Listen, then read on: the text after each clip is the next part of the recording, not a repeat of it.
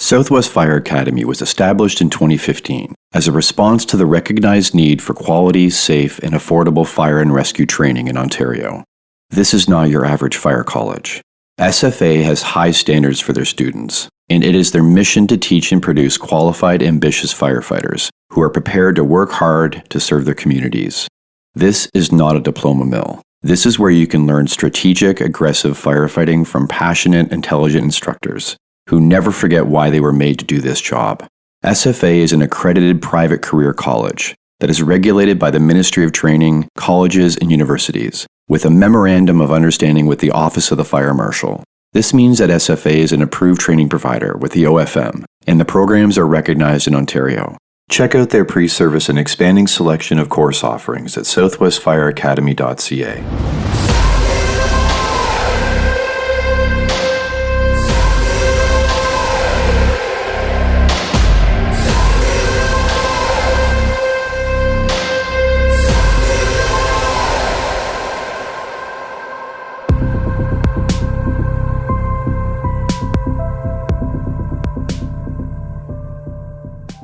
Hello everyone.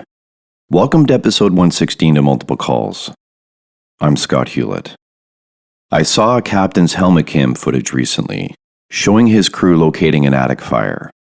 They had dry stretched into a clear interior, pulled some ceiling, and found the fire. Bread and butter.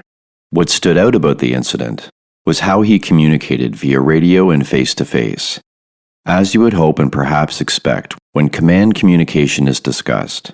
He was calm, clear, and direct, but surprisingly, he was also polite.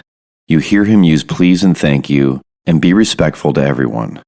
I'm willing to wager that your first reaction to hearing that was to groan and eye roll, and maybe you scoffed at the softening of the fire service. That not only is politeness not necessary on scene, but that it's not desired. But maybe you've never been exposed to an alternative.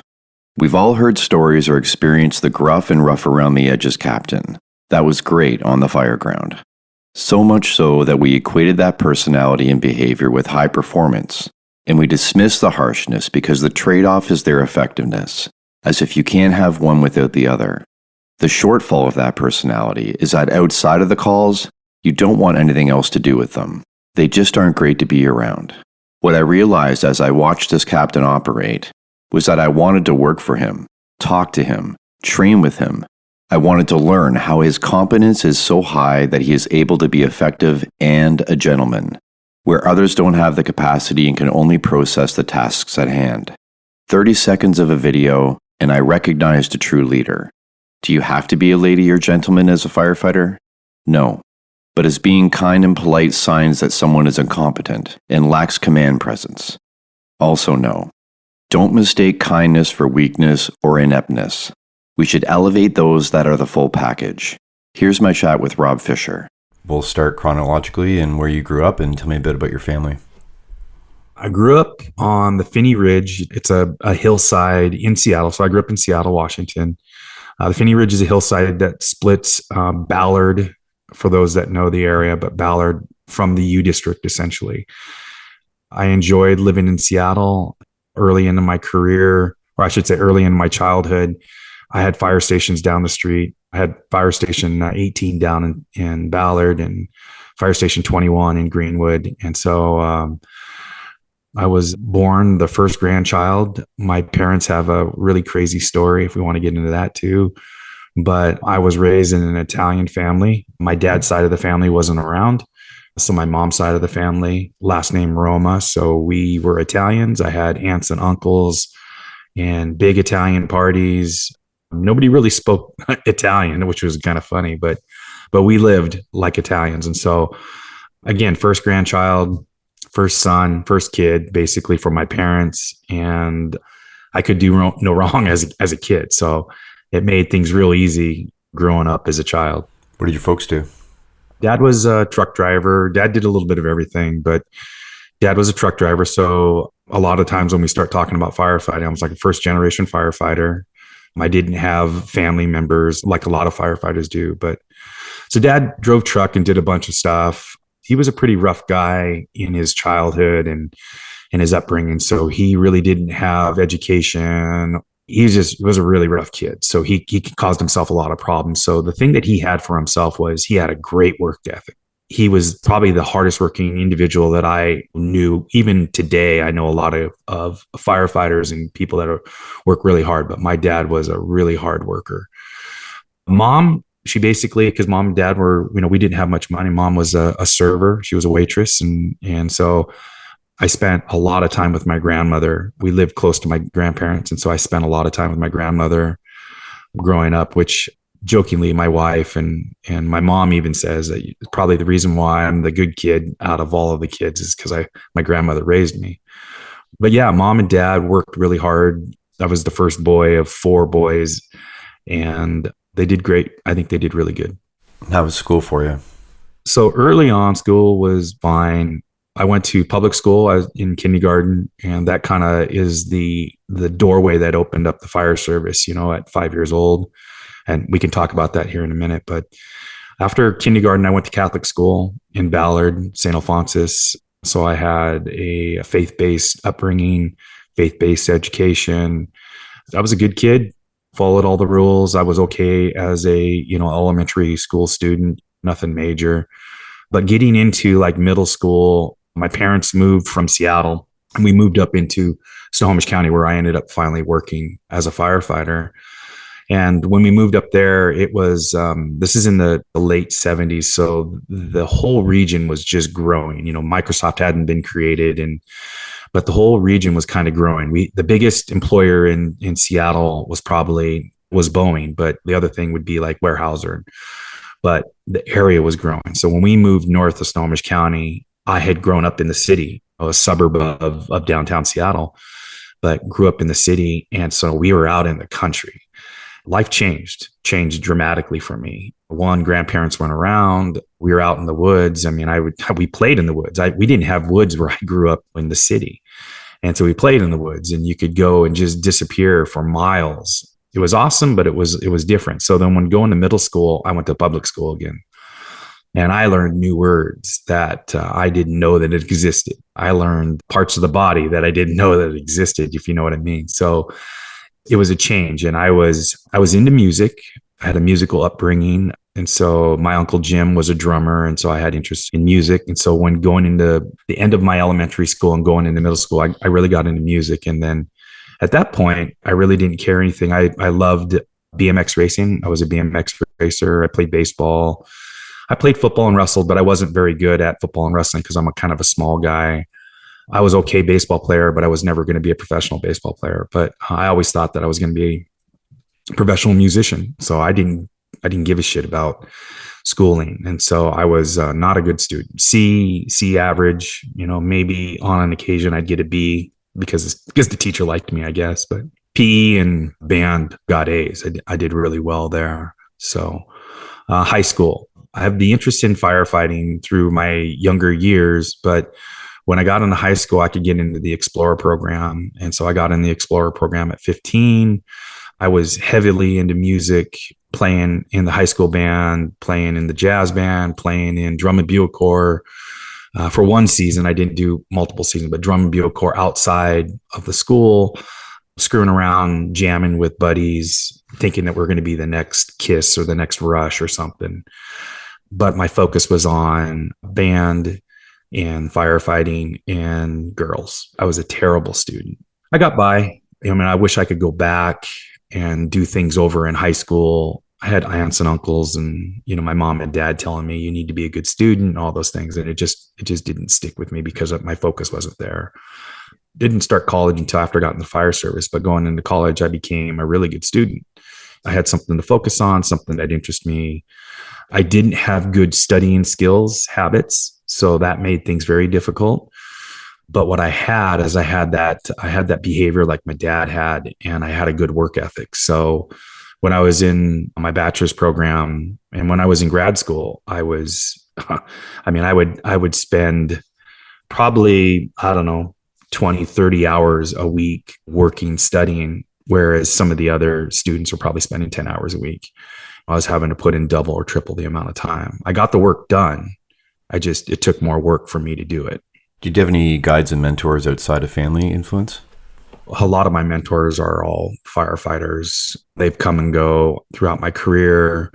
I would say my dad was probably one of my mentors. And I mean, in a different way, obviously, because he's your father. But I just would watch the things that he would do, how he handled himself. Like man, I really would like to be like my dad. Now, I had said my dad had a rough upbringing, so he got kicked out of Minnesota, and that's how he got to Seattle and to run into my mom. And so he basically, his parents were alcoholics, heavily. I mean, like significant alcoholics. He was an alcoholic when he was a kid, teenager. My uncle Jack, my dad's brother, was in prison for murder, second-degree murder. But so his upbringing was pretty bad. And so basically the court system said, you're either going to the military or you're getting out of the state of Minnesota because you're causing so many problems. So my dad, as an adult, he still got into trouble and he could handle himself. He was a really good fighter. I didn't necessarily want to be a fighter like my dad, but I knew, like, man, my dad can solve just about any problem as a kid. So he was a mentor in that way. My uncle Jim, when I was born, and what I remember from young childhood is that, he was like a teenager then. So I just wanted to be like him. He was the first one to introduce me to Rush. I mean, you being Canadian, there's a lot of Canadian, Rush and Triumph, Michael Bublé, all of the musicians. He got me into Rush. And so he got me into music, and he was a super good athlete.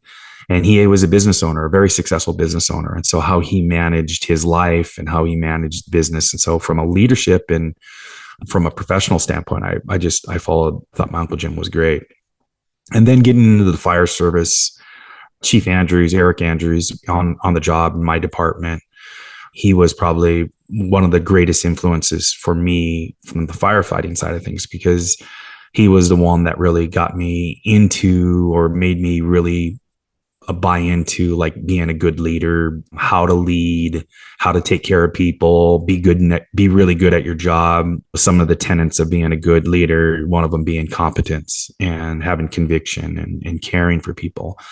And Chief Andrews had all of those things. And so he was very, very competent. He was probably the smartest guy in our entire department. Well, he was the smartest guy in our entire department. He became our ops chief. And so as he ascended the ranks, I was ascending the ranks. So I got a lot out of Chief Andrews.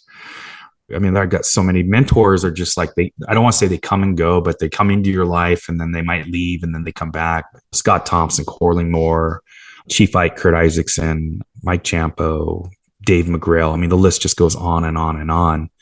And so I've been very fortunate through my upbringing, not just as a child or as a kid growing up, but I've been very fortunate to have positive individuals in my life that have helped steer me and influence me in many different ways.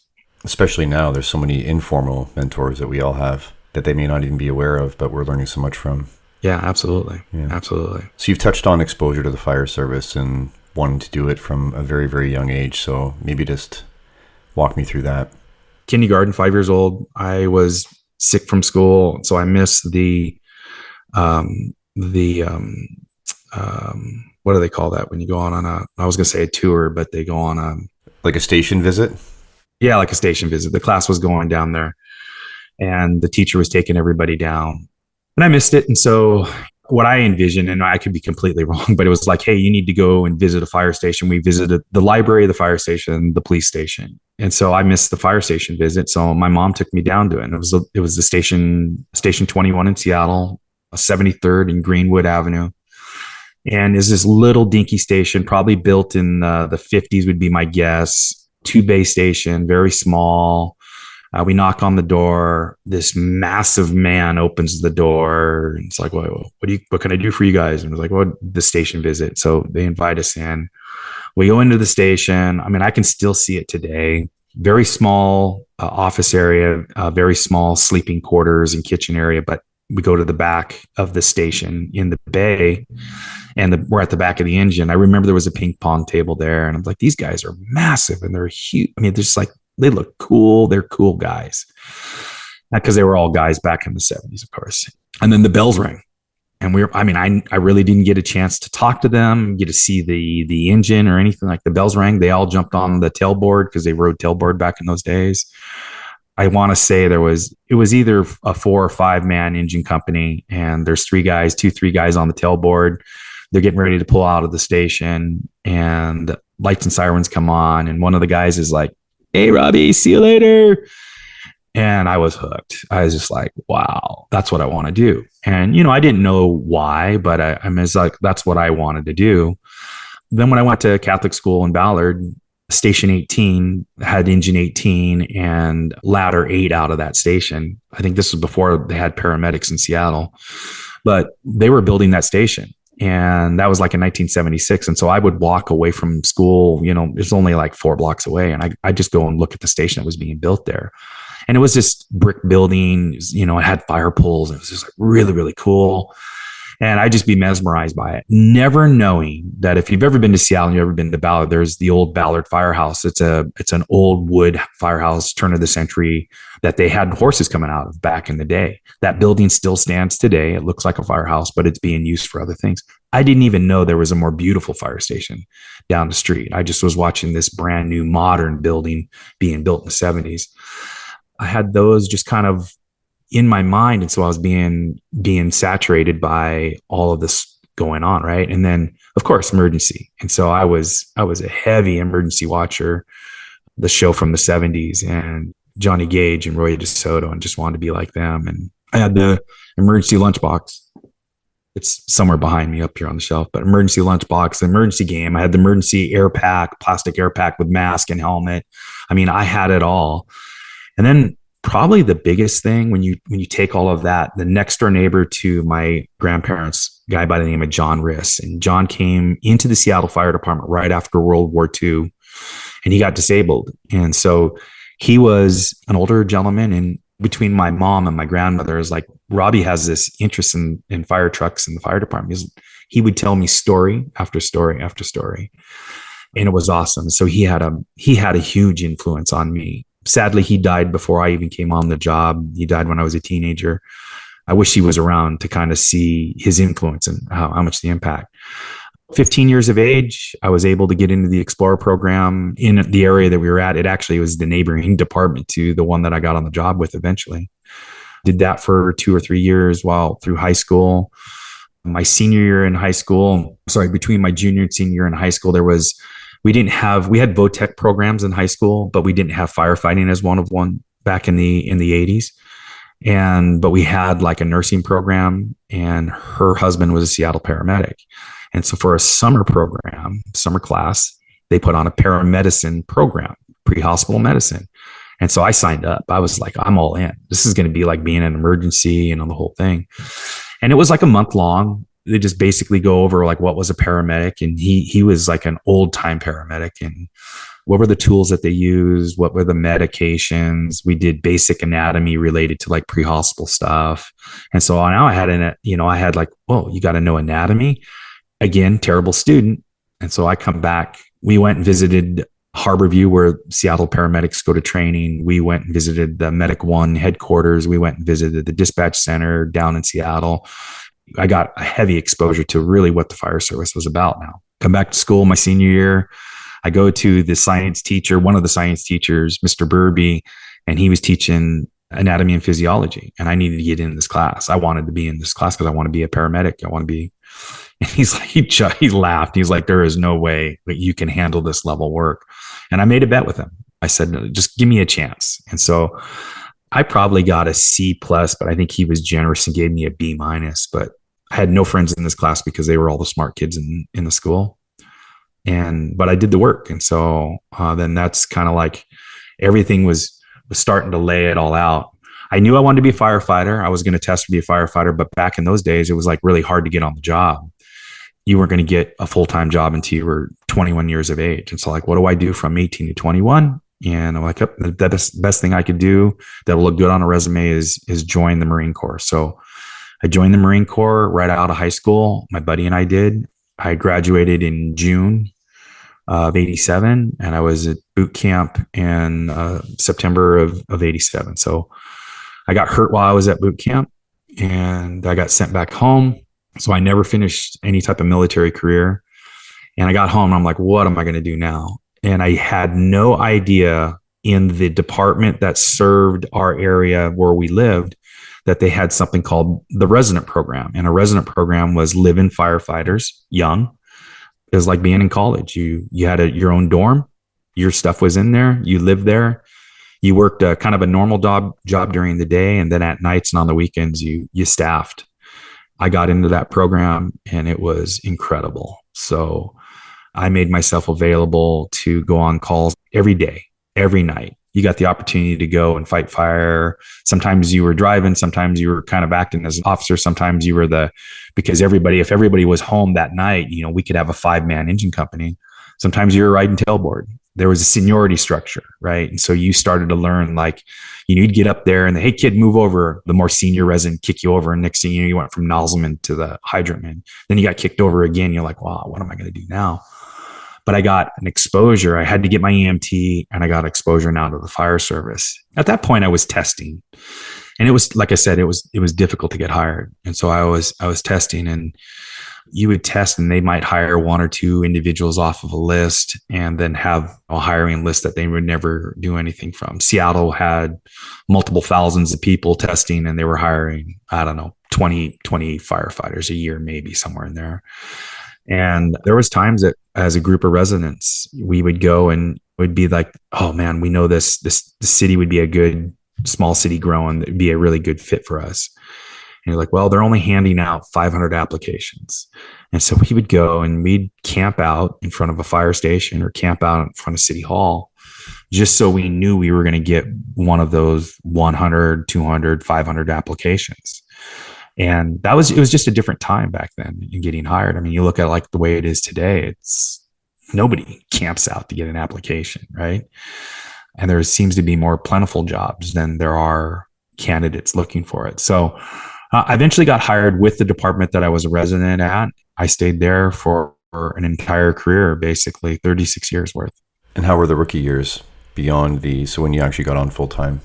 Sucked. The rookie, and I don't mean sucked isn't for me, just we as an organization, for my department, we were growing so quickly. We didn't have the right mentors, the right leaders in position to know what a probie, we called them probies, but what a probie should be exposed to. And all we knew, just like my academy upbringing when I went to the fire academy, all we knew is just treat them like shit, yell at them a lot, make them do everything. There was no focus on skill acquisition. There was no focus really on anything. I mean, I remember we had a fire station, had like this glossy brick flooring, and me and the other probie spent an entire week with a toothbrush and muriatic acid scrubbing this gloss off the floor. It was just a different upbringing. It didn't harm me in any way, but it's just like when you look at it the way it is today, you go like, well, our probies today couldn't even fit that in if they wanted to. Nowadays, their probation is so structured. They have so much studying. They have to do so much demonstration that they have to do, that they do a lot of cleaning, but they don't clean as much. I mean, a lot of the cleaning has to be done by everybody on the company, because we can't just expect the probies to do all that stuff. So I didn't get mistreated. It just wasn't. I would love to be a firefighter today. I would love to be a probie today. I know it would be a lot of hard work, but I think I would be up for the challenge. That's how probation went. So you didn't get disenchanted at all when the veil got pulled back and you were in this environment? No, it's you adapt to your environment, right? And so this is the environment that you're in. And then as I grew up in the fire service, and then, I was really interested in the job. And so I had these opportunities present itself. And then I started going to outside training. Nobody in my department went to outside training. I started going to outside training. Now I start meeting other firefighters from other departments that had better structure than ours. And there was a lot of them that had better structure than our department. And then you start learning, right? And then you start bringing back, and now you have that battle between you're bringing back too much, and now you're hated because, like, oh, if you want to be a Chicago fireman, why don't you go to Chicago and be a Chicago fireman type of thing? But you start bringing a lot of these things back, and it starts shaping the department. And so I was very fortunate being one of a handful of individuals that were in the right place at the right time, bringing back kind of a culture, trying to shape the culture. I mean, as an example, when I was first hired, we didn't eat meals together. We didn't do dinners together, lunch, breakfast, any of that. I mean, as everybody, it's like sack lunch, or, you microwave your own stuff. We all ate sometimes at different times. Young firefighter, and I go and ride with LAFD, or I'm riding with FDNY. I'm like, what? They shop together? They cook meals together? Why aren't we doing this? Probably right around, I mean, when I got promoted to lieutenant in 97, we started doing meals. My driver, who drove for me for 17 years, Chad Berg, he wheeled me around for a long time. He and I had very similar mindset, right? And so we are going to do crew dinners. And so the poor firefighter was with us, is like, this is what we're doing. And there would always be excuses. And then next thing you know, guys would come in and like, yeah, you guys are the ones that we require everybody to do the dinner together. And you look at it today, I mean, in my organization, I think every station does dinners together at least, and typically breakfasts. I mean, not lunches, but that's just an example of how the change, that it would have been great to have that as a probie, but my environment was different than the environment that there is today. And I was okay with it. So even though there was some resistance, you started instructing within your own department, or did that start outside? Instructing started right after getting out of the academy. I went to the academy in 89 in Washington State, outside of the city of Seattle and Tacoma, the big urban departments, Spokane. Everybody typically sent all of their recruits to the State Fire Academy. It was up in the woods outside of Seattle by about an hour and a half. I went to that academy in 89, and getting out of the academy, now I had a different skill set, because I went through my initial academy, or I should say my initial training for being a live-in resident, was just a bunch of senior residents and some application from some of the paid guys, what little paid guys we had. So you had a little bit of an exposure, but you go to the fire academy, you are there just like you are at boot camp, and you're there. Our fire academy, you had to stay up there. So all week long you're on campus, and you can go home for the weekends. And our instructors were from the city of Kent, which is now Puget Sound Fire, but a city of Everett, Kent, all of these from all around the state. And so I came out and I had a good exposure to things like ground ladder work and hose work. I mean, our search program sucked back in those days. I didn't force a single door in my entire academy, because that's not what you did back then. For our testing was, hey, what type of tool is this? That's a Halligan type bar. That is a claw tool. And you had to identify it on the test. I mean, you didn't really ever have to use it. But a lot of hose work, a lot of ground ladder work. So that's kind of where I fell in love with like truck work, because of the ground ladders. So I came back out of that and started teaching as a senior resident. I went to the academy before I got paid full time. So I went to the academy as a senior resident. And I came back and I started teaching as a senior resident, started teaching recruit school for the volunteers and part paid. And that was like my first exposure to it. And I had to get my instructor one, and I had that like in early 90s sometime. It was okay. But then there came this point where, like I said, when I got promoted and I started going outside, I started getting exposure to this outside training and bringing that back. I started to implement it as a company officer on my crew. And then on top of that, I had opportunities now to teach a little bit in the county. And about 2000, I don't know, that probably about 2001, 2 timeframe. That's kind of when I got into the FOOLS. But somewhere in there, we started teaching forcible entry classes, realistic forcible entry classes outside of our organization. So we were able to have the right people that could build props, nowhere near what they are today, but more realistic props. And we started to kind of do teaching within the county, forcible entry and ground ladder work and truck work type of stuff. And at that time I was working on, we were staffing our first real, if you want to call it ladder truck, it was a quint, but we were staffing our ladder truck in our department. So we had this mindset of being a ladder truck. And so that's where I got my first exposure to it. Your first exposure to fire service instructors was pretty militant. Abusive is a strong word, but did you feel like you were expected to be that way as an instructor? It obviously, I imagine it didn't resonate with you. And then, so what kind of shaped and opened your eyes to the different ways of instructing with people? We had some pretty crazy, especially at the academy, we had some pretty crazy instructors that were like, I mean, I felt like I was back at Marine Corps boot camp type thing. As you're exposed to something, you have this tendency to it's just like if you were raised in an abusive house, you're probably going to be somewhat abusive unless you can see this and you can break the chain. And I won't say that I was like them, because I wasn't. But when we started teaching at like recruit schools, I think I was a firm instructor that you catch their attention type of thing. I was not abusive in any way, but I was very structured and regimented, I guess you would say. But as I was going through getting into leadership and getting into, taking all this leadership training later in my career, we're talking like into the late 2000s and going into the 2000. I'm trying to remember when. I think I was first acting as a BC in 2006 or 8, somewhere in there. I started taking my bachelor's program. My bachelor's program was through Grand Canyon University, and it was Ken Blanchard School of Business. And so it was a fire service program, but it was School of Business, and we focused on servant leadership. And so I started to see a different side of leadership, more of the influence, more of the mentoring side of things, the coaching side of things. And so I didn't get deep into being an asshole instructor. I think I was probably a stern instructor is what I would say. But then I started to see, like, if I could influence firefighters, if I could focus and give more time and effort to them and get them to see the change that's needed, then I would be better off. And so things changed then. I had the luxury of doing LAFD Leadership Academy, which we can talk about too later on, and the Gettysburg Leadership Experience in 2017 as well.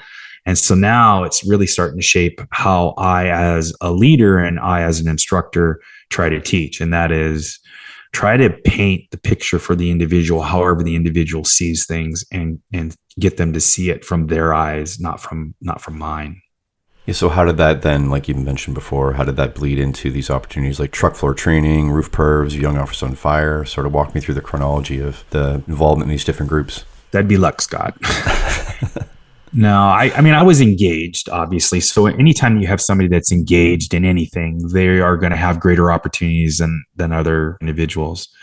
The fire service was changing. I mean, if you think back to the 90s, I was going to a conference. I think my first conference was Fire Rescue West in San Jose, like in 97 or 98. I mean, the regional conferences or the conferences that we have today, I mean, there's a conference every weekend in North America, and it just didn't exist back then. And so it was FDIC, it was Firehouse. It was just called Firehouse then.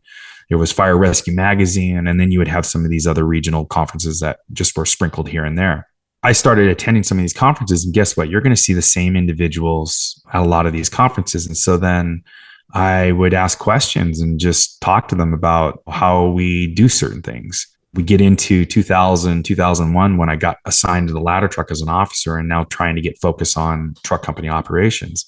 Now I'm taking classes, and I'm seeing people like Lane Kemper, who is, he's passed away, but he was a captain with LAFD.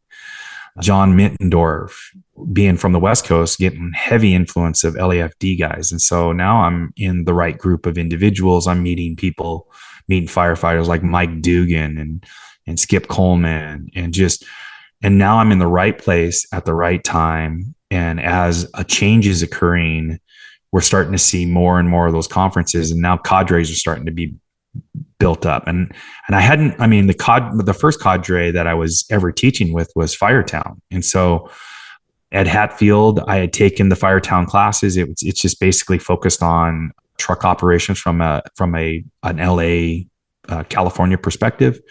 I took the class multiple times, and next thing you know, they say, "Hey man, do you want to help out? You don't need to be here as a student. You've done this 2 times, 3 times before. You want to help out?" And so you start schlepping OSB, and next thing you know, they're like, "Hey man, why don't you take this set?" And so then they're like, "Hey, do you want to teach? We're going to be in Oregon. You want to teach?" And so yeah, they're like, "I'll teach for free. Just tell me where to be and I'll teach."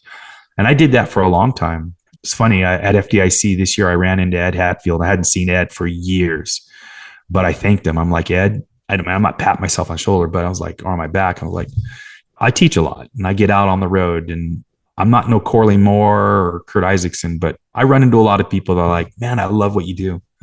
I go, "Ed, I want to say thanks, man, because you giving me that opportunity back in 2000, 2001, whenever it was.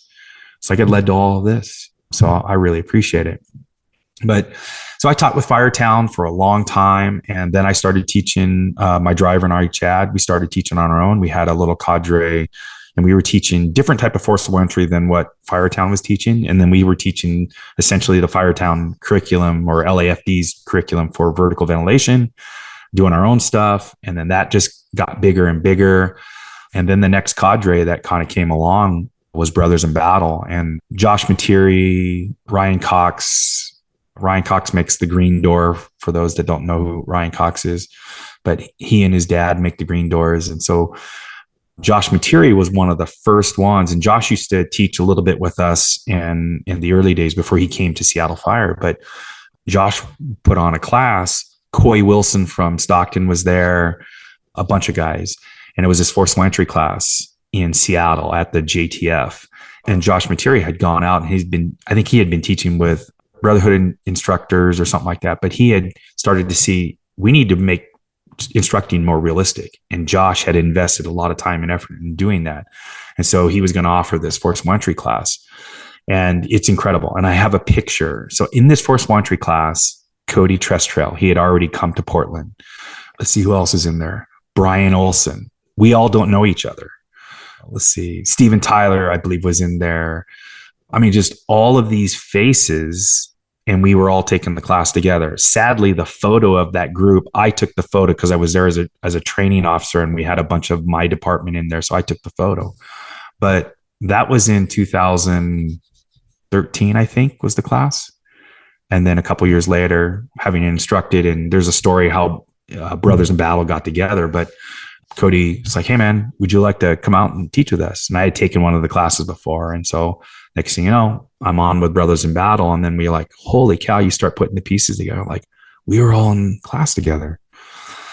And so Brothers in Battle, and then Highwaymen, it was just like a bunch of us older guys at LA perspective on things. We went to a truck academy called the Quad County Truck Academy in 2016, 17, can't remember exactly. 2-week truck academy. So focused on truck work, heavy into the vertical ventilation and LA perspective on ventilation. Just through social media, Facebook, a guy by the name of William Knight reaches out and says, hey, I'm going to be coming to this academy. I don't have anywhere to stay. And my department was paying for us to be there because we were doing this throughout all 4 of our shifts. And I said, well, because I slept on floors in the early days. And I'm like, man, I have a room. Me and Berg have a room. You're welcome to stay with us. We didn't even know who William Knight was.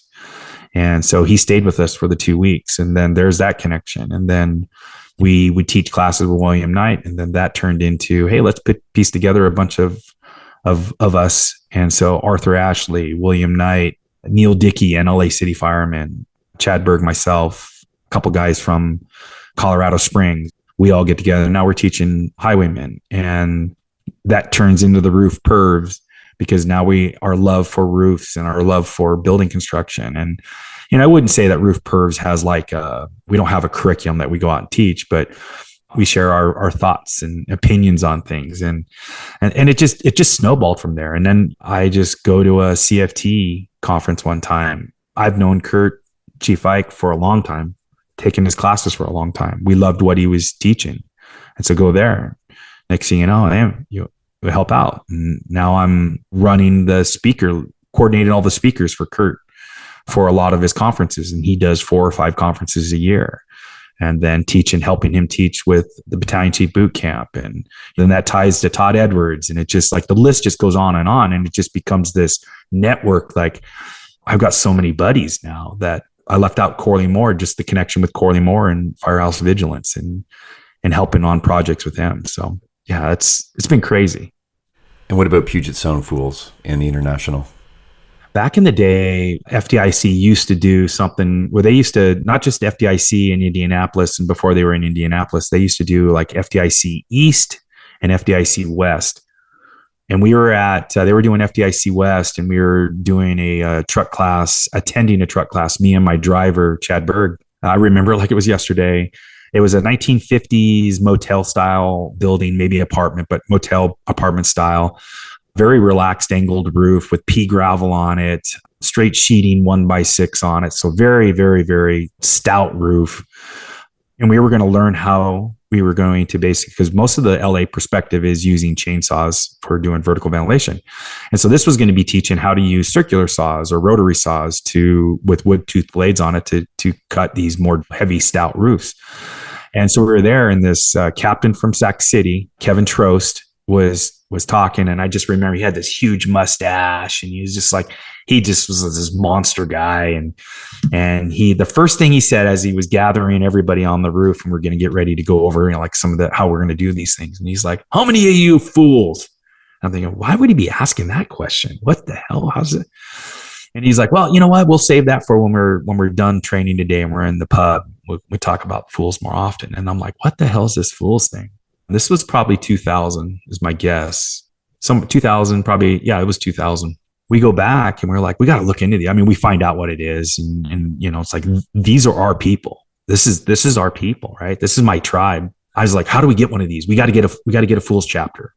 When most of the fools were down in Florida, of course, where it started. And then places like Stockton, I don't think San Francisco had one, but Stockton, Sacramento had them because they had like really, really strong fire culture.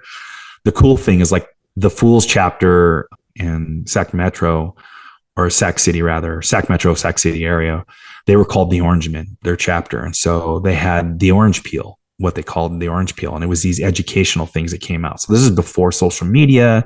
This is before a lot of the blogs that were out there, and they'd produce this orange peel. And so like these guys were our heroes because they now took information that you just kind of get and they were producing it into a document. This is kind of around the time that Fire Nuggets starts up, right? And so we just wanted to be like them. We wanted to be like the Orangemen, and we would read their stuff religiously. So we figure out and we find out that some other members had started or were starting the process to create a chapter in Puget Sound. And we just slid right in. And it was about 2001 that went on right before 9/11. And then when 9/11 occurs, it's just like chaos and brotherhood. And it was just like a heavy dose of brotherhood. And this is where the chapter really started to grow. I came on, and I think my membership is the beginning of 2002, but 2001 is when we really started getting into it. And then from there, like everything, you get involved, you get engaged. I was into the job, into everything, fire, became on the e-board fairly quickly. And then about 2016, I think is when it was, somewhere 15, 16, I got a phone call and I knew all of the e-board members, and Puget Sound had already done a convention in Seattle in 2008. And I got a phone call from Bart Simpson, and Bart's like, and he's one of the founders, and he's like, "Hey, you ever thought about being on the international e-board?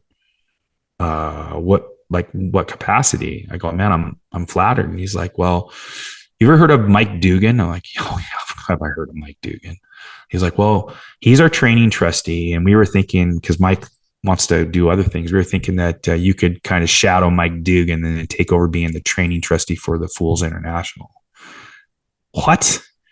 Me, Robbie Fisher from Snohomish County? I'm like, you want me to fill Mike Dugan's shoes? Are you kidding me? And so there you have it. I got on the e-board and did that for a long time. And now with the international, I'm a Western region rep. And so I stepped away from the e-board side of things, and I'm more like that, I guess you could say, more trustee kind of thing. And so I run the West Coast, have 40 chapters that I just keep my hands on. Yeah, Fools have been great for my career and everything. Specializing in machinery rescue and forcible entry, Rescue Squad Ironworks builds world-class heirloom quality training props for your fire department. Designed and built by firefighters for firefighters, and backed by years of fireground experience and training across North America, they are reliable, realistic, and repeatable, allowing you to train multiple students and be extremely cost-efficient. Find RSI on Instagram at rescue_squad_ironworks or via email at rescuesquadironworks@gmail.com. Let hard work be your legacy. Before we get to the Leadership Academy, maybe walk me through physical and mental health challenges through the years, and maybe for yourself, have you seen with others, your work with peer support? Just walk me through that side of the job. I'll tell you, the only times that I've had some really dark times in my life where it's been a challenge for me, it hasn't been related to calls. Dina talks about it, and it's been, it's out there when we're talking about PTSD, or just do we put too much into the idea that there's PTSD? I mean, I think it's kind of weird because I mean, I've seen a good deal of shit over a 36-year career. Been on a officer involved shooting where an officer was killed, and have done some pretty crazy shit. I mean, I remember those calls, but I always thought, man, that must be weird because they don't impact me the way that they impact others. On this note, I mean, one of the things, one, you're an incredible interviewer. Your professionalism and how you do interviews, I've always loved your approach to how you do things. And your voice is perfect for radio, perfect for podcast. Yeah. You did a short piece, The Connected Warrior. I think it was last year you did that. And you were talking about it from this, like, how you felt connected to, and if you for those that are listening, go back. If you haven't listened to this, you got to listen to it. But you were talking about how you felt connected to the patient, and you tell this story of this motor vehicle collision, and I think the mother had died or the child had died. I can't remember which way, but you felt like this connection, like you were connected to this deceased person. I was out for a walk here in Vegas for my afternoon walk, and I was listening to this thing, and I'm just going, that I have those same experiences, right? The bad things that I've seen, I kind of get connected in a really different way, right? And so that thing, I've had those same calls. I've been on the same ones where I felt like I've had to hold the hand of a deceased individual, be it you're religious or not, but they're transitioning from one life to another or whatever. And I do that for me too, not just for them, but I do that for me. Getting to the point about, like, the calls really never caused me any major issues. What caused me major issues had to do with decisions being made within the organization. And one challenge that I had, I mean, I won't say I'm a self-proclaimed overachiever, but I realize I'm an overachiever. I had tested well all the years leading up to Battalion Chief. And so I was used to scoring very well on all of my stuff. I tested well, 3 battalion tests, number one on the list, the third or fourth time, I can't remember. And the chief passed me up and took number 2 on the list. That crushed me. It absolutely crushed me. And it was a point of growth and maturity for me as a leader, but just destroyed me. That was one of the darkest times. And I had a real hard time. And I was very fortunate. My wife, she's incredible. She's always been a huge supporter. She's allowed me to do the things that I'm doing and has always been a supporter.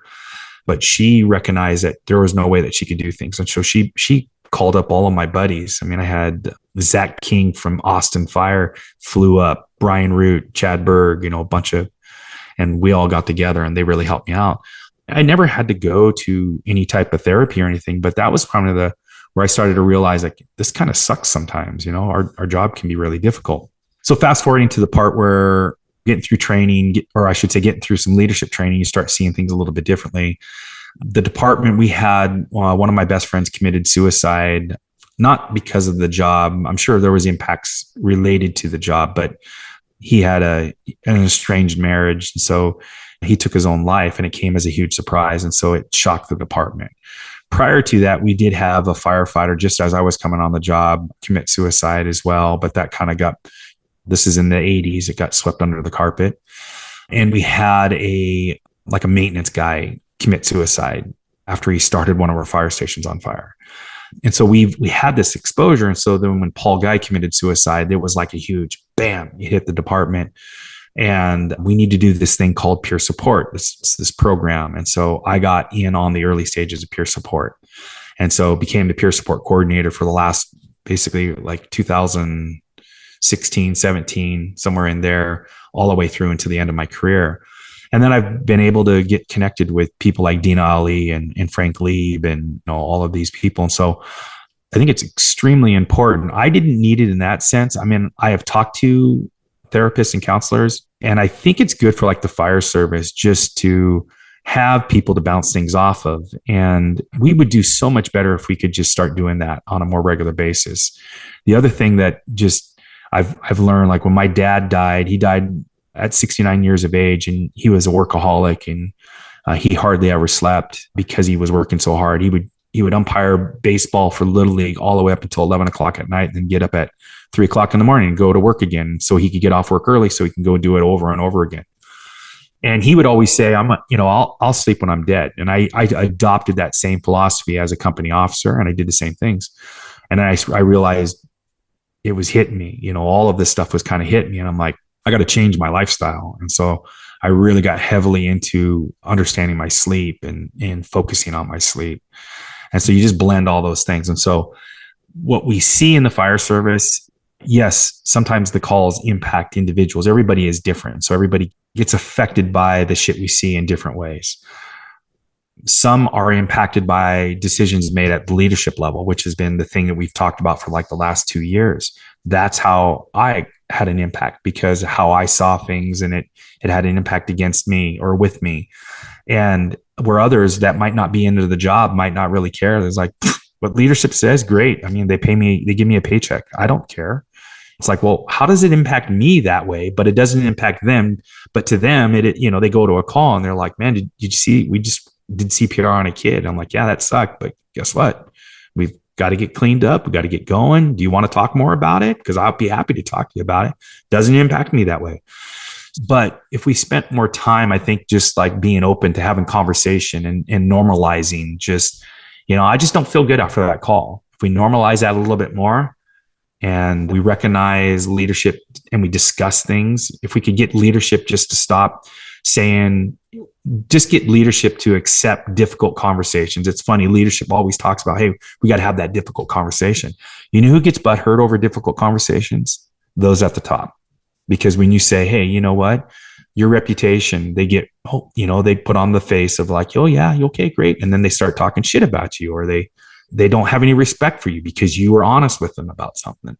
But if we could just start doing those things, and if we could just focus on our recovery of our mind and our bodies, we'd be in a better place as a profession.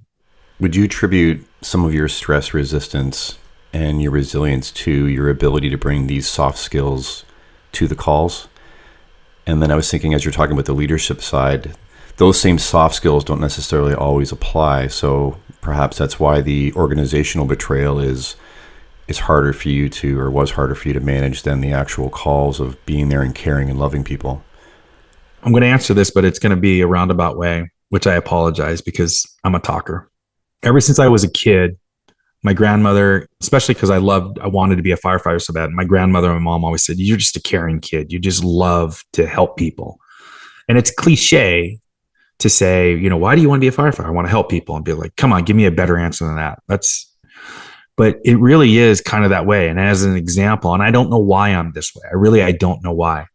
As an example, there's this commercial, and the commercial is, don't be like your parents. And the guy is like barbecuing, and somebody wants to give advice. And he's like, no, he tells him, no. Or the bathroom. And the guy's asking him like, what type of sandwich? We could share the sandwich. And he's like, no. There's space. You got to have division here. Don't always try to help people out. One of the ones is like, they're at the gas station, they're pumping. He's like, oh, you got to do this. Make sure you do this. I am that person. It's funny. And just like I flew in last night coming home, I'm in my airport here in Vegas, and somebody they're looking for like, how do I get to where the Ubers pick up? And, I could hear them having a conversation. They're trying to figure it out. The normal person just is like, let them figure it out. Or I'm like, excuse me, you looking for the Ubers? Go back there, go up the escalator, go across this, and that's where the Ubers pick up. Don't take the elevator. Everybody gets confused. Stay down on this level, right? And I do that. And that's just how I am. And so, to your point about the soft skills side of things, I did learn real quickly how important soft skills were. And I think most would say, some people think that I might be too brash and too in your face, but it's like, I'm a no bullshit kind of guy. And that gets me into trouble. You ask for my opinion, I'm going to give you one warning. You really want my opinion? And then I'm going to give it to you. And I don't have that filter like, hey, this is why I would never be fire chief, because you have to have a certain bullshit filter, right? And like, I'm going to have to give them some bullshit, because if I told them, the city council would lose their shit, or I'd lose my job, or whatever it is. But I'm like, I got to give you the honest answer. So I am very honest. I do like to talk to people, and I do like to listen to their issues. And so I think I do pretty well with the soft skills. I've worked for 3 fire chiefs in my career. One fire chief had a lot of confidence. I don't want to say he didn't have any competence, but he had a lot of confidence, but he had the right team working for him. And that's what made us successful at that time period, because he was overconfident. He was like, he would sell anything to the city council, the county councils, and he had visions, or I should say he was very optimistic and would be like, no, we're going to do what everybody else is not doing. But he didn't know that we could do it or not do it. He just was like, we're going to do it anyways. Then we have the next leader who comes in, and they didn't have the competence and the confidence that the previous chief did. They had all the people skills. And I, early on, this is part of the reason why I kind of got passed up as a battalion, is that I didn't have an understanding of the people skills. And so when we now look back on all of this, we're like, everybody, man, I wish he could come back and be our fire chief, because he cared so much that their day ends as fire chief in the office ends at like 4:00 in the afternoon. And that one of the stations that I worked at, the chiefs were there, and you could see, it's like, man, why is the chief still here? And it's 7:00 at night, because he had an open door policy. Anybody that came down the hall and they had a problem or a concern, or they wanted to talk to the chief, but the work still needs to get done. Right. And so I learned from him that, one, the caring of people is so important. And I learned from him that as a leader, what I would love to see the next leaders do is that so many times individuals get into these leadership positions, they think, I'm going to work less. If anything, you're going to work more the higher you go. And so when you take that approach, like, I'm going to have control over my work and I'm going to focus only on these things, there is a problem. When you have to care more about people than you ever did. And then you still have to manage whatever division or the fire department, whatever it is. And so your workload it goes up. And so I could see he did that. And then we get to the other chief that is completely different and wanted all the happy times and pushed all of the hard stuff off to the other chiefs, and then focused everything on people, but had no relationship with people, because you to have a relationship, you got to do the good and the bad. You can't just do all the good, right? And so when I look at that, I'm like, I think back of how I was treated, again, going the dark time when I got passed up, and like, yeah, it was a dark time, but it was such a time of growth for me. And like leadership classes that I teach now with young officers on fire, and I was like, I tell you, I mean, a lot of what it is I got some criticism on leadership that I went through, but I got a lot of criticism about how I handled things. And I learned a lot of that as a result of, I'll say his name, Chief Meek, Gary Meek, passing me up. And we were just at my retirement party just last month. And we chuckle about the change, the growth and everything. Every time I see him, I'd always thank him. I'm like, and I apologize. Everything that I had said and all the things that I had done and making it very difficult for you. I wish I could go back and change it. And he says, if you went back and changed it, you wouldn't be who you are today. I mean, I love it. The journey of life is good and bad. And if everything was good, it would be a boring life. You have to have these things that challenge you and make you learn some things. That's a great segue into the Leadership Academy. So talk to me about your involvement there. God, I'm trying to remember how that all came about. I had been passed up as BC, so I had tested outside the department for a battalion chief position. I was looking that maybe this wasn't the organization. I mean, again, I'm struggling through the decision, so I'm thinking I need to go somewhere else and be a leader, and that I'm just not a good fit for the organization. And so I start looking around, and I'm looking at leadership teachings. I've already completed my bachelor's degree. I think I'm working on my master's degree, which, just so nobody thinks that I'm fooling anyone, I did not complete my master's degree. When my dad died, I stopped going. I focused on my mom, and I stopped going to college, and I just never went back, because I realized where we were going as an organization, education was no longer as important as it used to be. So I was like, why am I going to get my graduate degree if I'm going to be a battalion chief or a training chief? But anyway, so I'm in all of these classes, and I stumbled into this program that the LAFD was doing. It was called the LAFD Leadership Academy, and it was built from West Point's PL 300 program on leadership, which I believe it's the junior year of the cadets at West Point get this. And it's a whole semester long, but it's a big textbook.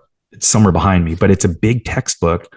And so LAFD had this problem years ago. Some might remember they had the dog food eating incident where they had fed one of their firefighters in the firehouse dog food.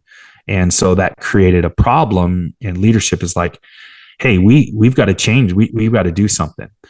Well, they went to LAPD. LAPD had this program. They had a problem. Some might remember the Rodney King beatings. And as a result of that, LAPD said, we got a leadership issue. And so we need to reach out. Who has some of the best leadership training in the world? United States military, a lot of the militaries. So they are the ones that made the first connection. So LAPD goes, works with West Point, brings it in. LAFD has a problem. They go with LAPD. They go to West Point themselves. And so they create this program. It's a month long. So you do 1 week at a time, and then you come back home, and you're there for another week, and you come back home, and it's 4 months. I stumbled into the program. It's mostly it was designed for LAFD individuals, but they let people from the outside in, not just firefighters. In my class, I had like community, like housing authority members, a mechanic from the LAFD was in the class. And then there was a bunch of us from outside of the California area. And so it was awesome. It was probably the best leadership experience that I had ever had at that point. Kristen Crowley, who ended up becoming the fire chief for LAFD and recently has been released of her duties from the mayor, she was one of our lead instructors through it. I believe she was an assistant chief at the time. So all of these assistant chiefs, we had commanders from LAPD, SWAT commanders from LAPD talking about how they had commanded scenes that they had lost. LAPD officers got killed in shootouts. We had military leaders come in. Commander Mooney, who was a commander of a submarine that crashed a submarine, and he lost his command because the submarine had crashed. And he came in and talked about leadership and talked about the responsibility of leadership. I mean, he wasn't even on the bridge when the submarine crashed. The XO was in charge. Several Navy seamen were injured, and one or two were killed. I can't remember exactly. When they looked at the whole thing, is like when the military gave them their assignment, they gave them the maps for where they're going to go. They didn't have this mountain underwater where they were at, and they ran into it. So it wasn't on the map. And so basically, when you're in leadership, you're ultimately responsible. And in being the top dog, the commander of the submarine, he was responsible. He got relieved of his duty for $100 million or $150 million accident to the submarine. I had this exposure with leadership styles, and basically at the Leadership Academy, they look at these behavioral. So you identify behavioral theories, essentially, like type of behavior, and then you apply a leadership approach to it is what the military does. And so it has this very similar to the OODA loop, where you identify your problem, you orient to it, you come up with solutions, and then you just keep on reevaluating. That's a simplistic form of it, but you identify the problem, you apply the behavior to it, and then you create like what's the best way to lead through it, and then you reevaluate. Now, the first thing, like in the military, and this was like the first time that I learned this, as soon as you identify that there's a problem that you're going to deal with as a leader, and that's what leaders do. So if you're a leader and you don't want to deal with problems, guess what? You're in the wrong profession, or you're doing the wrong thing. You should stay down there as a follower or as a firefighter and don't lead. But once you have a problem, you identify there's a problem. The first thing you do is you look in the mirror and you're like, how did I contribute to that problem as a leader? And so that's what they taught us, is like, you have some level of responsibility and accountability to this, and that you have to identify how you had that impact. And so that's the first time I started learning this, like, what? Me? I didn't cause the problem. And then you start to see, well, maybe your influences over a period of time steered a behavior, or maybe, our approach to things, maybe how I responded to something, all these things. And so like, wow. And the military has been doing it. And so that's the big lesson that I got out of the LFD Leadership Academy. Sadly, I graduated and it was great. And then I got promoted to Battalion Chief right after that. And sadly, COVID just destroyed the program. And so I believe the LAFD still has the program, but it just hasn't been open to the outside like it was before. But they had multiple classes. I'm class 17-3, class pictures, the whole works. We have a graduation. Most of the leadership staff from not only from the academy, but from the LAFD are present at our graduation at the academy there. It was awesome. If you can get into the program, if they bring it back, I highly recommend it. Talk to me about your travels over the last 7 weeks and how you're busier now than ever and how you're managing all that.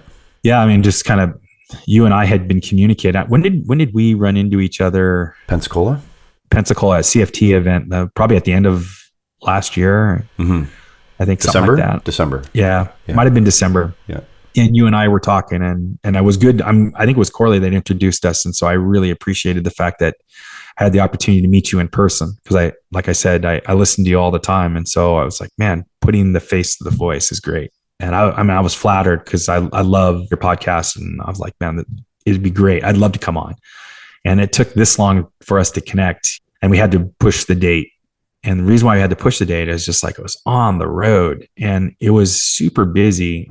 A lot of it had to do with it was the 1 year anniversary of retirement. So my union does a retirement party for all that had retired the previous year. So I was in Florida twice, one time for CFT event and one time for Fools International event. I was in Washington 3 times, my leadership conference to teach a leadership event and to teach quints for my department just recently. I was in Idaho. I was in Oklahoma for Corley's retirement party, but it's been crazy. As I retired, I was worried. I guess that'd be one of the other challenges, kind of going back to your earlier questions, like struggling through retirement a little bit. I'm a year into it. I'm still as I talk to individuals that are really into the job like me, they say, dude, it's going to take you a year of grieving. And then it's going to be that next year, you're going to find your new purpose. You're going to find how you fit into life. And I'm at that point. There's definitely some struggles in retiring, but you talk to retirees and a lot of them are just busier now than they were when they were on the job. And I'm like, and part of me kind of wants to do it, but the other part of me doesn't want to do it. And it's because I've got granddaughters. I enjoy my time with my wife. She had sacrificed so much for me to do the things that I got to do. I got to teach all around the nation with a bunch of different cadres.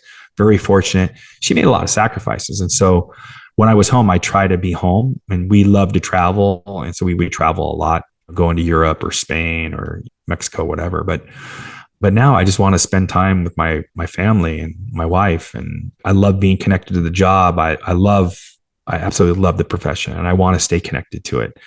But it becomes like a vacuum because you're now available, right? You don't I don't have a schedule. I don't have to what schedule? What shifts am I on? I'd have to get a shift trade or I'd have to take vacation. No, it's like, oh, you want me to come in? You want to hear me speak? You're going to pay me to speak?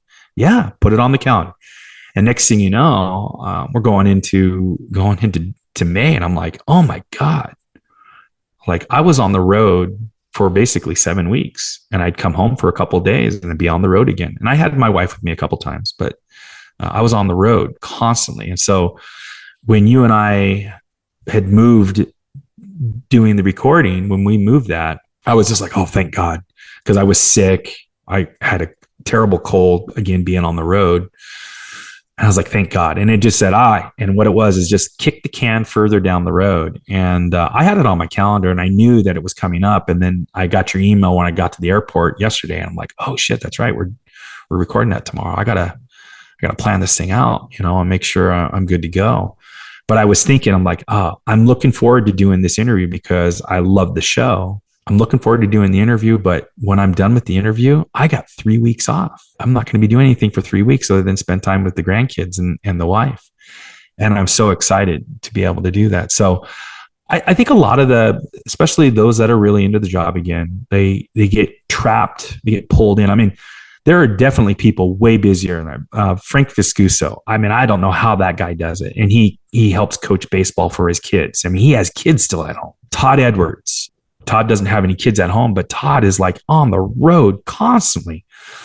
Kurt Isaacson. Well, most people know Kurt has had some struggles. And I'm not telling you anything that he wouldn't tell you, but he went to the Center of Excellence to reset. And now he is in the reset mode. He is slowing his life down. He's focused on his family and taking care of himself, which is awesome. But so many of these individuals are just, and again, everybody has a different threshold, just like when we're talking about mental health, everybody is different. So you can't compare yourself. So where I'm at busy wise, I'm starting to realize maybe that's too much for me. And I'm no Todd Edwards.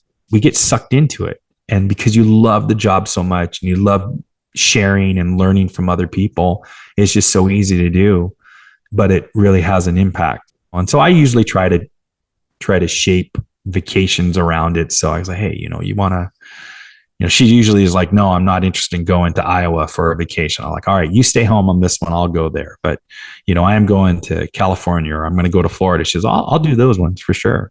But I try to include my wife as much as possible. Does your leadership conference run annually? It does. And it's funny. Yes, it did. We don't know that we're going to be doing it next year. We did it for 4 years and it got bigger. And this year we had Jason Holveman there. Or I'm sorry, we had Jason Holveman on our schedule. He had to back out at the last minute for some issues going on back at his department. But we had names like Holveman. We had a local guy who's an assistant chief who studies human dynamics in decision making, which is great. Sean Maxwell. We had Chief Shaw from Fairfax, Virginia. Dr. K, she's a doctor that studies decision making and organizational culture and all. And it's like we've had some great speakers, but over the year it's just gotten less and less attendance, and we just don't know why that is. And we had moved the conference from the Tri-Cities, which is in Eastern Washington, to Spokane, also in Eastern Washington.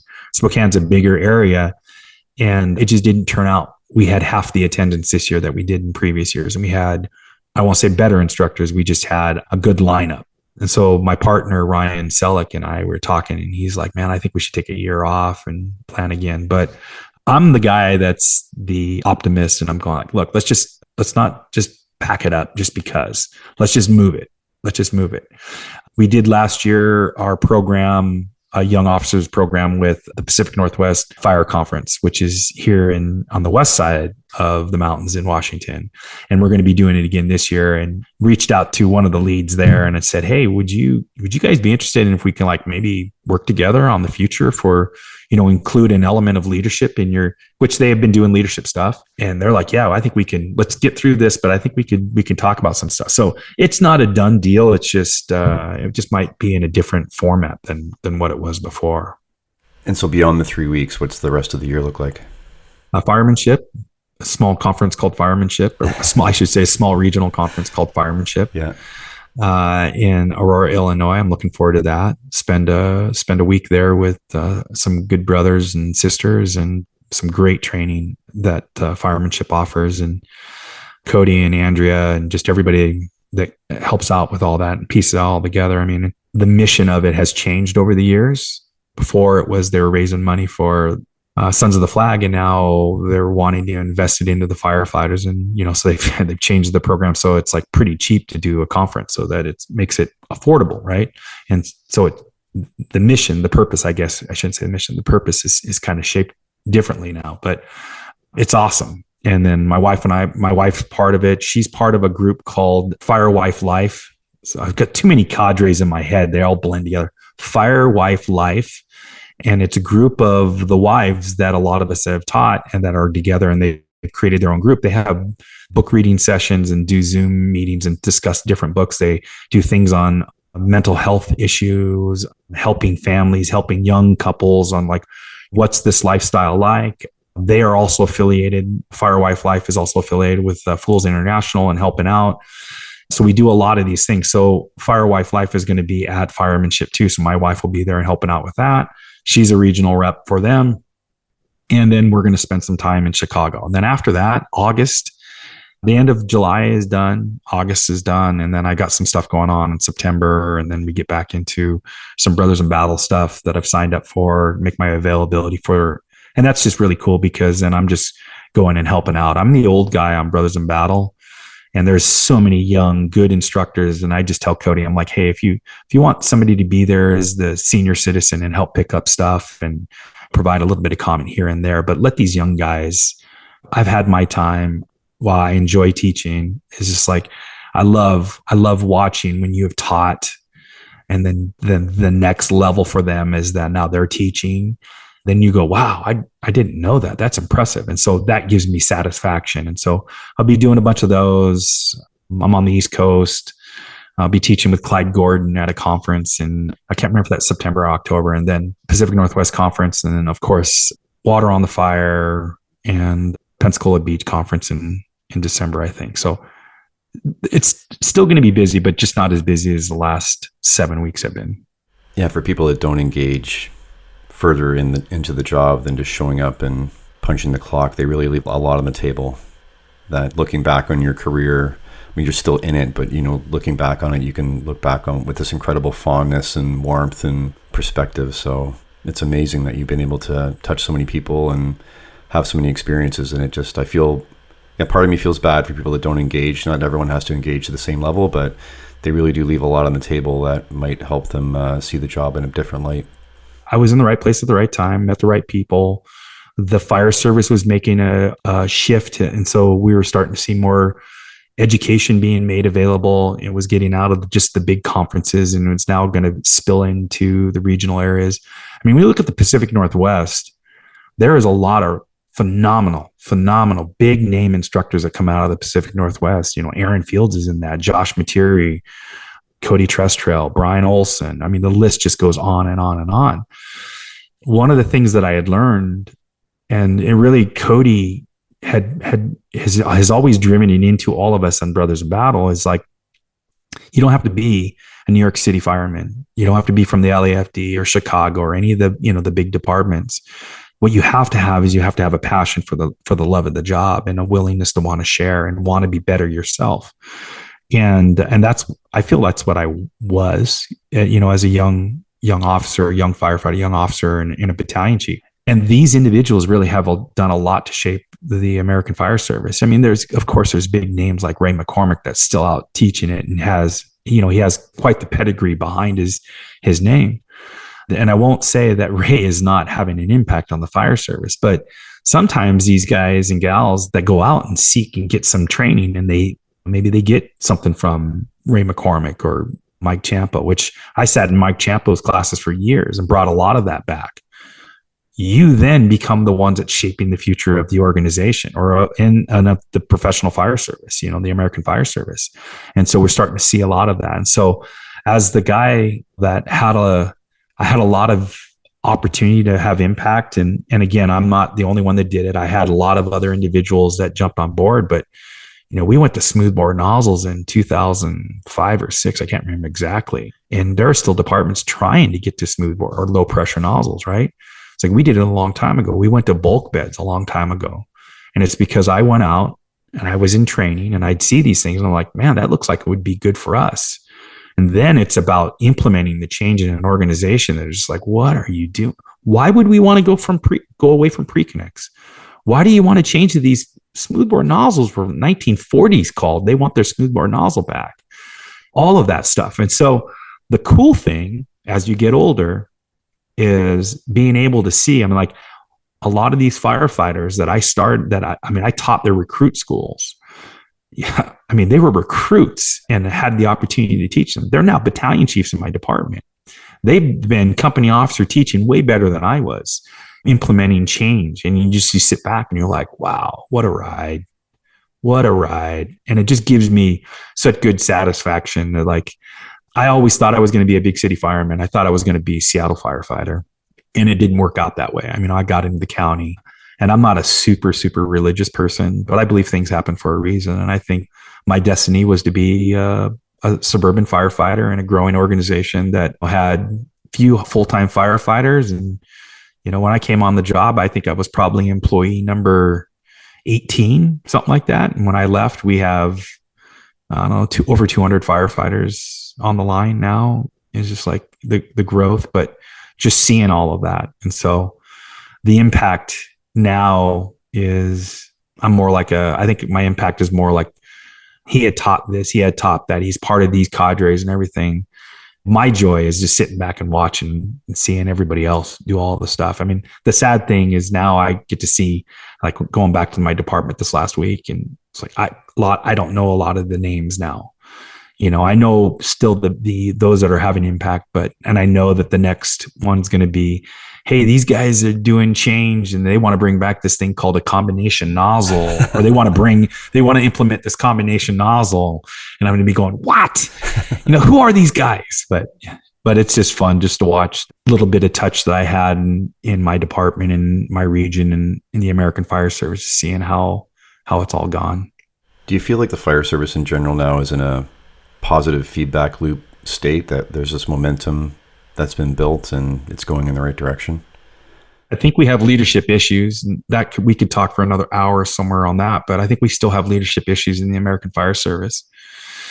And just real quickly, part of that is because individuals that should be stepping up into these roles of leadership don't want to give up their current roles, be it that it's a company officer, it's a backstep firefighter. It's because they've gotten so good. I mean, some of it's out of comfort, but they're just like, man, to be a good firefighter, to have the opportunity to be on a backstep on a decent, busy engine and see regular work, and to just fine tune that skill, you can't fault them. I mean, it's like when you look at it from a musician, it's like, not all musicians should become producers and engineers. There's like, be good at what you do, and it's the art of what you do that you love. And so do what you love. And so part of our leadership issue is these individuals, as we've made the fire service more of a craft, I think it's had an impact on individuals willing to take to the next level. And so now we get individuals that skip levels to go up, and they're there for the wrong reason. But I think we have an issue in leadership, and we'll probably always have an issue. I mean, I just don't know that we'll ever solve it, but we'll probably always have an issue. But I think the fire service today, and while everybody talks about generational issues and that the firefighters are just not what they used to be, yeah, you're right. They're not what they used to be, because they had a different upbringing and they are a different individual. But it's our responsibility to make sure that they can do what jobs are required at this moment in the fire service, because the fire service is going to change and problems are going to be different. And so they're going to have a different skill set to deal with problems that we didn't have to deal with in my day. But I think today the fire service is in a better position than it ever has been. We have ways of collecting data, and the data is helping us steer the organization. But the American Fire Service, or just the fire service in general, to include our brothers and sisters up in Canada, steering this profession, it's a huge ship, and it's going to take a while to make the turn. And we've been turning the ship for a long, long time. And I wish I was 35 years younger, coming back into the fire service and doing it all over again, because I think I guarantee I'd be a better firefighter than I was when I came into the job.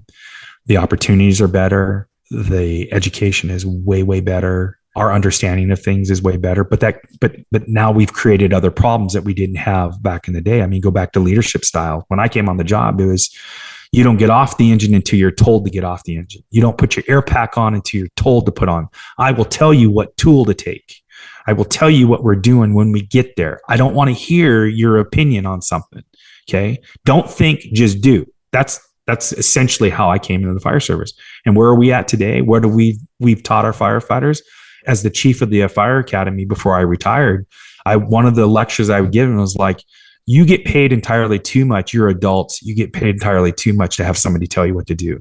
You need to think for yourself. We're going to give you all the skills. We're going to teach you to our best abilities how to protect yourself and how to be able to make decisions that are going to make us a better fire service.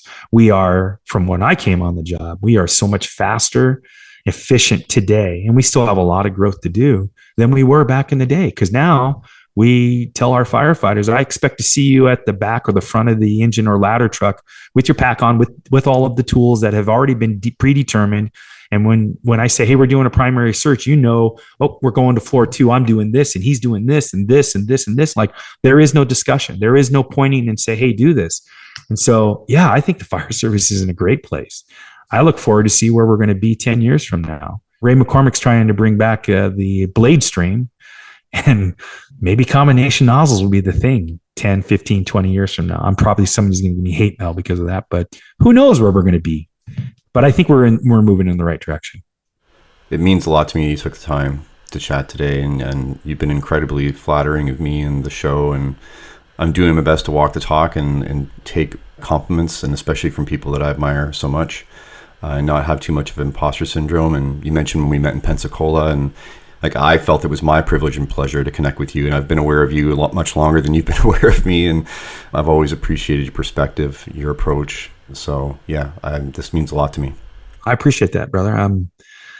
I too, I mean, it's kind of funny. I too have imposter syndrome. I was lecturing at my own leadership conference last month, and I'm like thinking as we were getting there, Jason Holman, he didn't end up lecturing, but I was like, I'm going to be speaking with Jason Holman and Chief Shaw and all of these. And I was like, I don't know that I should be up here, and it's kind of weird. It's kind of gotten a little bit worse as you get to the point at the end of your career and you start going, well, maybe I shouldn't be doing this. A lot of us deal with imposter syndrome, and that's a good thing, because that's like a checks and balances for, making sure that you really put forth the effort and you're doing it for the right reasons. And I've said, like, if I was with FDNY or LAFD, I'd have a pedigree that I could just continue to teach forever, but I would be a different teacher. I probably would be. I mean, I think that I would be something different than how I see the big city guys, because you don't see too many of them out there instructing. But I would be a different person because my motivation and dealing with certain things, it would have an impact. It would shape me as an instructor, as a leader. But yeah, don't worry about the imposter syndrome. Just work through it. And I appreciate the time to be on the show. We didn't even talk about 10 pounds of pressure 100% of the time. But that's one of my favorite sayings. And I try to say this every single time it gets brought up. It's like, I'm not the one that came up with it. I've just been the one that continues telling it. It was, I think I learned it from Andy Spire, who was a New York City fireman that came and worked the neighboring department. He left New York City, came work for the neighboring department to mine. And he was one that gave me an early start. I had started with Firetown, but he's one that I started doing forcible entry with. And I got to meet Tom Brennan, through Andy Spire and all of that. So Andy was the one that, in so many words, he says, I don't think I was the one to tell you that, but he's in so many words. He was so tenacious in so many words. He would say things like, just 10 pounds of pressure 100% of the time. And that's how you get shit done. I've lived by that throughout all of my officer days. I appreciate being on the show. I love the show. Keep up the great work. If we didn't have shows like this, How We Shape the Fire Service, so many great podcasts are out there. This is definitely one of the ones at the top that I enjoy listening to. I mean, you have people on your show that I've never heard of. And that's what is really cool, because I'm like, maybe I've heard the name, but I've never met him or her in person. And so it gives me the opportunity. And because of your interviewing skills and how you do things, it brings so much out of your guests. And so it really helps us kind of understand who that person is. So awesome. I hope we could do a second one. Yeah, let's do it, man. We just come up with another list of 15 questions and let's find another 5 hours to sit down and hash through it. But I'd love to do something else with you in the future.